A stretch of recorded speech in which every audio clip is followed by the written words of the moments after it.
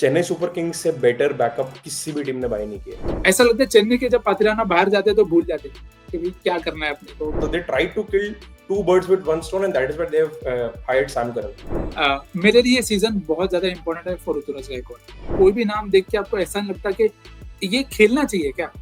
Last season no.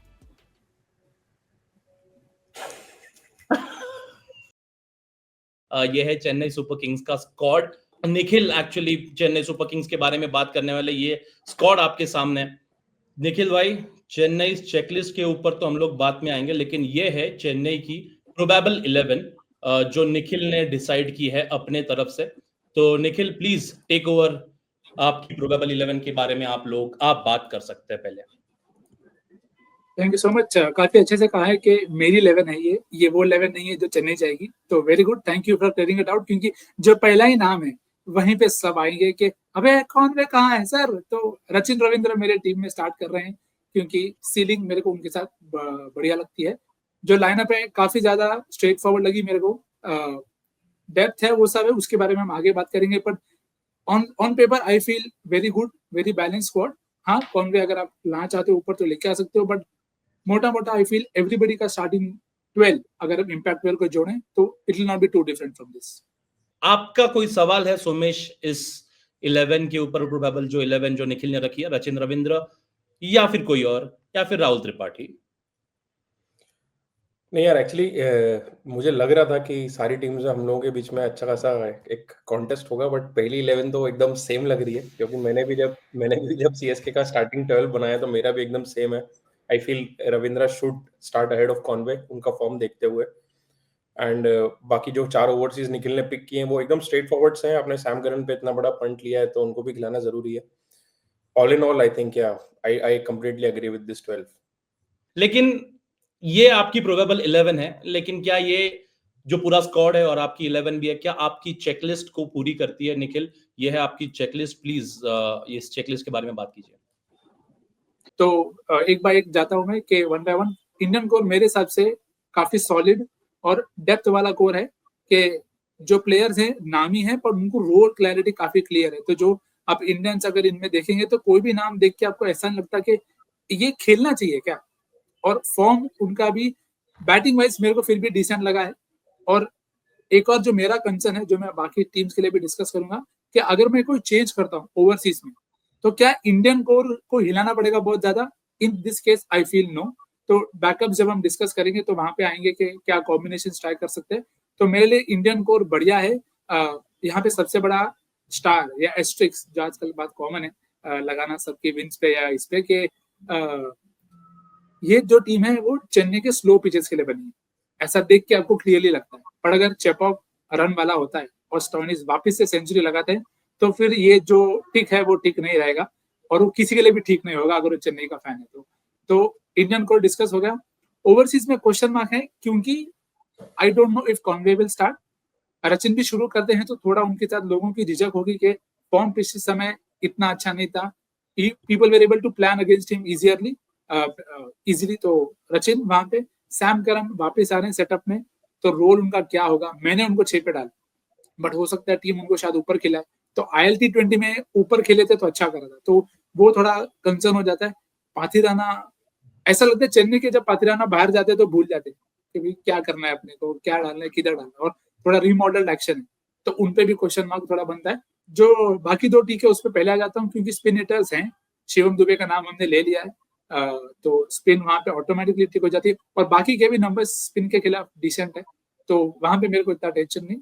All face bowling भी ठीक है, क्योंकि शुरुआत में मैं खलील से ओपन करा सकता हूँ बॉलिंग, पावर प्ले यूज कर सकते हैं स्विंग में, अश्विन आ जाएंगे वहां पे आपको हैंडी, और मिडिल ओवर्स के लिए Jadeja, Ashwin, Noor Ahmad, and to finish with Pathirana और सैम करन के ओवर आप छिड़क सकते हो आपको जब चाहिए। तो I think all face bowling भी है। एक जो मार्क है जो डिफिकल्ट है वो है पेस हिटर का, क्योंकि डेजिग्नेटेड आपने जो नाम पढ़े, Vijay Shankar, Sam Curran, MS Dhoni, Jadeja, Ashwin, इसमें कोई पेस हिटर नहीं। तो वो मेरे साथ से ऑक्शन में के टाइम पे भी मैंने कहा था शायद ये वो जगह है जहां पे teams will hurt them, and I hope it doesn't happen.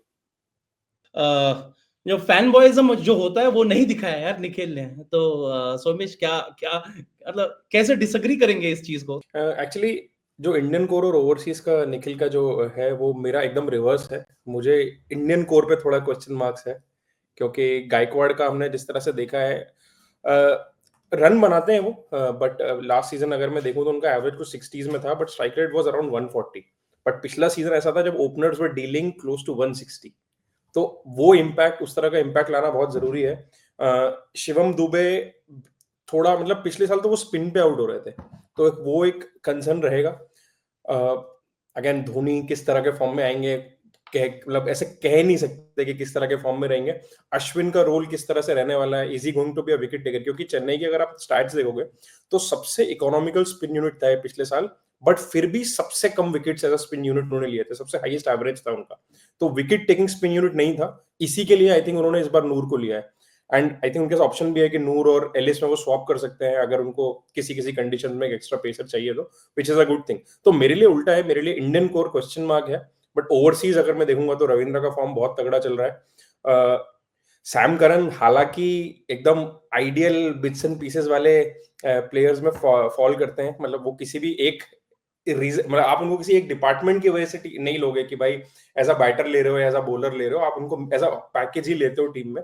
But उसके अलावा अगर आप नीचे देखोगे तो Pathirana very defined role, Noor pick for very specific reason, और बैकअप के लिए फिर एलिस भी है। तो आई थिंक ओवरसीज फिर भी मुझे थोड़ा ठीक लग रहा है। पेस हिटर जो निखिल ने क्रॉस किया है, ये थोड़ा हार्श है मेरे ख्याल से, वो क्वेश्चन मार्क है, एकदम क्रॉस तो नहीं है। सो वहां पर एक चीज आ जाती है, जो ये तो टॉप 3 में मेरे को थोड़ा डिसएग्रीमेंट है, बाकी स्पिन हिटर्स हैं, ऑल फेस बॉलर्स हैं, इसमें कोई दोहराए है नहीं। तो हाँ, मतलब this is what I feel about the checklist. Okay, backups के बारे में पहले बात कर लेते हैं निखिल। बैकअप्स के बारे में आपको लगता है क्या आपकी टीम चेन्नई सुपर किंग्स अच्छी खासी इक्विप्ड है कि ना कि बस चेन्नई में लेकिन बाहर जाकर भी उतनी अच्छी खेल पाए? आई थिंक बैकअप में इंपॉर्टेंट ये है कि रोल कितना क्लियर हो जाता है बाकी सबके लिए भी। तो जो मैंने बात कही, जिसके लिए मैंने इंडियन कोर को टिक दिया है, कि अगर मुझे गायकवाड़ के साथ कॉनवे की पैनिंग बेटर लग रही है कि मुझे पास पे जाना है और रशियन के साथ रिस्क नहीं लेना, तब कॉनवे को लेके आ सकते हो, that is always an option there. Sam Curran के साथ भी अगर आपको लग रहा है कि सैम शुरू से अच्छा नहीं कर रहे, तो जेमी ओवर्टन की बॉलिंग आपको सारे away from home hard length जब आपको डालने हैं तो वो आपको काफी इजीली मिल जाएगा। और वहां पे भी आपको फ्रीडम है कि नूर, अगर आपको लग रहा है कि स्पिन नहीं होगा, फ्लैट डेक्स है, मेरे को एलिस भी चाहिए, तो you can potentially maybe not play Noor, play Ellis and Pathirana both, but that depends on a lot of factors, because it depends on Pathirana का फॉर्म कैसा है, और उसके साथ एलिस जब पेयर हो रहा है तो उनका यूसेज कैसा है, क्योंकि दोनों वैसे बॉलर हैं जो 10 ओवर के बाद आते हैं। तो इसके लिए जो मेरा क्वेश्चन मार्क था वो ओवरसीज पे ज्यादा था, क्योंकि कुछ कुछ बॉलर सिमिलर है और उनका usage could kill each other. पर जो कि जबकि मैं इंडियन को अगर कोर देखूं तो मुझे जडेजा, अश्विन और इनका रोल, दुबे का रोल चेंज होते नहीं दिखता कभी। तो आई थिंक शुरुआत करेगा सैम करन, बट नहीं करता तो जेमी ओवर्टन में एक अच्छा ऑप्शन है। फिर वहां पे जो पेस सेटिंग का क्रॉस था वो थोड़ा और बेटर हो जाएगा, and if Jadeja can partner Sam Curran और जेमी ओवर्टन, तो जो फिनिशिंग है, क्योंकि मुझे क्लियरली लगता है कि स्पिन हिटिंग का रोल दिया जाएगा टू शिवम दुबे और पेस हिटिंग का काम दिया जाएगा टू जडेजा, एंड फिर you will have to pick and choose के अब कौन जा रहा है, मैचअप कैसा है, और फिर I think they will send. तो ओवर्टन स्टार्ट होना over Sam is fair option, Ellis start होना over Pathirana is also fair. तो मेरे हिसाब से Chennai are one of those teams इस ऑप्शन में जिनके पास काफी विकल्प हैं बैकअप वाले, and they are good enough to come good. मेरे हिसाब से I am not dissatisfied, I think enough options हैं। Now over to Gaekwad. जो चेकलिस्ट में एक्चुअली थोड़ी सी कंजूसी की थी अपने टीम को रेट करने में, यहाँ पे काफी भर भर के निकाल लिया कि हमारे पास सब कुछ है, टेंशन मत लीजिए। सोमेश, कोई कुछ ऐड करना है इस चीज में या फिर आपको एनालिसिस सही लगता है? So 2 pointers. सबसे पहले तो अगर मैं लास्ट सीजन उठाऊं तो Chennai Super Kings were the most unluckiest team to miss out on the playoffs. मेरे पास कुछ नंबर्स हैं, तो अगर आप उन्होंने किस रन रेट से बैटिंग करी और किस इकोनॉमी से रन्स कंसीड किए, अगर आप उसका डिफरेंस देखोगे तो Chennai were among one of the positives team. In fact positives भी इतना ज्यादा कि दे वर सेकंड बेस्ट आफ्टर केकेआर, और फिर भी वो क्वालिफाई नहीं किया। अगर आप बाउंड्रीज में भी देखोगे तो फोर्स और सिक्सेस दोनों में ही वो नेट पॉजिटिव थे, जबकि बाकी जो टीम्स क्वालिफाई की जो पॉजिटिव में थी, बाकी जो टीम पॉजिटिव में थी वो सब क्वालिफाई कर गई। केकेआर भी पॉजिटिव में थी, आरसीबी भी पॉजिटिव में थी और राजस्थान भी पॉजिटिव में थी। एक जो स्लाइट नेगेटिव टीम थी रन रेट और इकोनॉमी में, वो थी एसआरएच, बट क्योंकि वो सिक्सेस में इतने ज्यादा पॉजिटिव में थे, इस कारण वो क्वालिफाई कर गए। But Chennai Super Kings were among the one team जो तीनों पैरामीटर्स पे पॉजिटिव में थे एंड येट वो क्वालिफाई नहीं किए। सेकंड थिंग, सारी टीम का मैं नंबर स्क्वाड उठा के देख रहा हूँ, चेन्नई सुपर किंग्स से बेटर बैकअप किसी भी टीम ने बाय नहीं किया, क्योंकि ऑलरेडी ऑप्शन थिनली स्प्रेड है, 10 टीम का ऑप्शन है, प्लेयर सिर्फ उतनी है, तो पॉसिबल नहीं हो पाता टीम्स के लिए बैकअप्स जो है बाय कर पाना। बट उसमें भी चेन्नई ने बहुत ही तगड़ा काम किया है, बहुत ही clear like for like backups पूरे स्क्वाड में आपको दिख रहे हैं। रविंद्रा नहीं है तो कॉनवे है, सैम करन नहीं है तो ओवर्टन है, किसी कंडीशन में अगर आपको नूर नहीं खिलाना तो पीछे एलिस बैठे ही है, और अगर पातिराना इंजर्ड होते हैं तो तब भी एलिस है ही। इनफैक्ट इंडियन प्लेयर्स में भी देखोगे आप तो खलील अहमद अगर नहीं है तो पीछे मुकेश चौधरी और गुरजपनीत बैठे हैं, और विजय शंकर को नहीं खिलाना है तो दीपक हुड्डा है। तो बहुत सॉर्टेड जिसको बोलते हैं रिक्रूटमेंट है, एंड आई थिंक क्या मतलब one of the best squads in terms of players and backups. तो वहां पर तो मेरे को कोई कंसर्न दिखता ही है चेन्नई में। कौन सा ऐसा प्लेयर है निखिल, बहुत ज्यादा डिटेल में ना जाते हुए, कौन सा ऐसा प्लेयर है जिसके खेलने ना खेलने से बहुत ज्यादा फर्क पड़ सकता है चेन्नई सुपर किंग्स को? आपका कोई एमवीपी फॉर दिस सीजन? नहीं, लकीली चेन्नई वैसे टीम्स में से जिनको ज्यादा स्टार लोग परफॉर्म करे ऐसा नहीं चाहिए। मेरे लिए सीजन बहुत ज्यादा इंपॉर्टेंट है for Ruturaj Gaikwad. I think points शुरू में सोमेश ने टच करे, काफी एक ही सीजन हुआ वैसे एज कैप्टन, बट रन बनाते आए हैं वो। पर आई थिंक अब वो टाइम आ गया है जब वो एकदम से आके लीड करें कि ये मेरा टीम है और मैं इस टीम को ऐसे लेके जाऊंगा आगे। सोमेश, आपका MVP for Chennai Super Kings के उनके अलावा शायद सीएसके की नैया थोड़ी सी डगमगा जाएगी? यार मेरे फर्स्ट थॉट जडेजा थे, ऑनेस्टली बोलूं तो जब मैं इनका कंस्ट्रक्ट कर रहा था मुझे लगा जडेजा का परफॉर्म करना बहुत ज्यादा इंपॉर्टेंट है इनके बैलेंस के लिए। 2020 में उन्होंने आइडेंटिफाई किया कि भाई और तेज खेलना है, तो 2021 में बीच में मोइन अली ले आए कि स्पिन हिटर है। 2022 में उनको लगा कि कुछ गड़बड़ है, तो 2023 में दुबे लाके उन्होंने उसको चीजों को आगे एक्सेलरेट किया कि एक प्रॉपर हिटर लेकर आए बीच में। तो दे लर्न देयर लेसन्स। तो ये दोनों चीजें सॉल्व करने के लिए कि भाई हमको मिडल ओवर्स में थोड़ा तेज खेलना है, दुबे को सपोर्ट चाहिए to hit spin, and new ball से विकेट चाहिए, बट बहुत प्लेयर्स तो आप ला नहीं सकते, तो they try to kill two birds with one stone, and that is what they have hired Sam Curran. तो इसीलिए for the exact role that he is brought in, although मैं खुद ही बोल रहा हूँ कि भाई वो बिट्स एंड पीसेस है, बट अगेन वो बिट्स एंड पीसेस का ही काम करने के लिए उनको लिया है, बिकॉज दे फील कि वो एक बंदा दोनों काम कंप्लीटली कर सकता है। इसलिए मुझे लगता है कि सीएसके के MVP this season is going to be Sam Curran. Okay, मुझे एक बात बताइए निखिल भाई, कौन सा एक नया प्लेयर लिया है आपने जिसके बारे में आप देखना, मतलब इस सीजन में आप शायद उसको प्लेइंग 11 में भी खेलते देख सकते हो और तगड़ा बन के निकल पाए?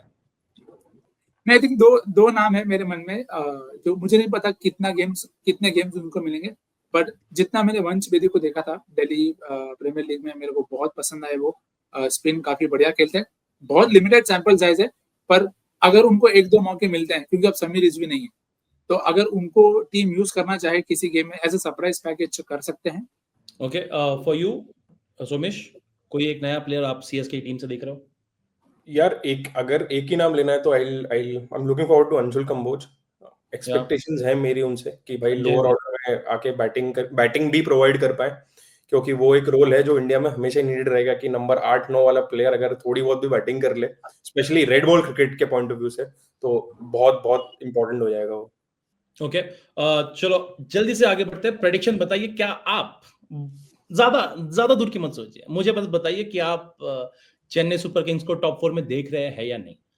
बिल्कुल नहीं, I see them making to the top 4। एक ही टीम है जिसको मेरे को देख के लग रहा है कि मैं श्योर हूं कि ये क्वालिफाई करेंगे, मतलब कुछ बहुत ही गड़बड़ होनी पड़ेगी for them to not qualify, and I think Chennai are one team जिसका I think for them success is not just qualifying, they would want to finish in the top 2। तो एक ठीक है, ये सवाल के बिना थोड़ा सा मतलब हाँ या ना, मुझे कोई उससे ज्यादा एक शब्द नहीं चाहिए। Last season? नो। आप बोल के दिखाओ।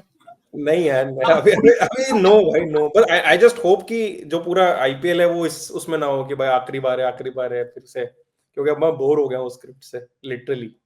कोई मतलब अमंग द प्लेयर्स जिसने सबसे ज्यादा पॉजिटिव इंपैक्ट प्रोवाइड किया होगा टीम को, कोई रीजन ही नहीं था, मतलब he was doing his job, so absolutely no doubt about that. से सोमेश माय इमोशंस एग्जैक्टली। हाँ ठीक है, अभी खेले तो खेले, क्या प्रॉब्लम पड़ रहा है, मेरे को क्या फर्क पड़ता है। भाई ठीक है, as long as is he performing, मतलब जब ऐसा होगा कि भाई हाँ प्रॉपर वीकनेस दिख रही है, जब हिट करना जब नहीं हो रहा है तो अलग बात। बिल्कुल। वो अब तो जैसे जिस हिसाब में आ रहे हैं डोले शोले, तो आई डोंट थिंक कुछ प्रॉब्लम हो रही है।